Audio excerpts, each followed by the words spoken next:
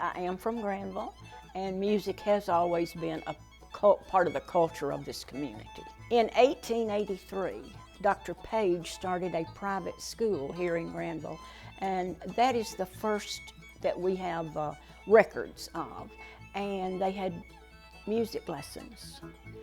The music teacher would come in a part of the day and give private music lessons.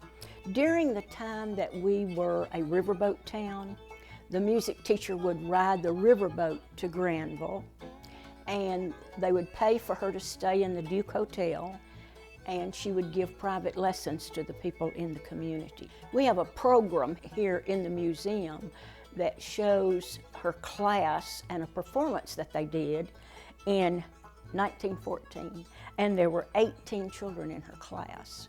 So I think that's quite a testament to how much this community believed in music, to have 18 people taking private lessons and being in that performance.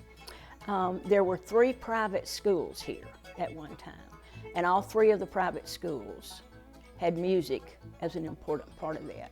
If you fast forward a little bit into the 1940s when we had the maneuvers visiting Granville, the school would have dances and a lot of music performances at the elementary school here in the gym for the soldiers who were here on maneuvers. And they tell stories of different country music performers stopping over in Granville on their way to the Grand Ole Opry or on their way home.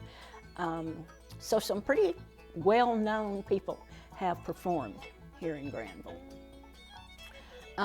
In about the mid-1960s, Jonas Ragland had a campground here, and people came in campers for the weekend, and they had huge music performances on Saturday night.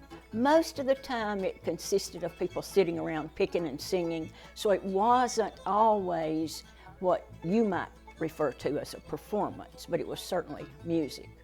And I can remember as a child, every important event in Granville, like Election Day or July the 4th or whatever, people would be sitting under shade trees, just picking and singing.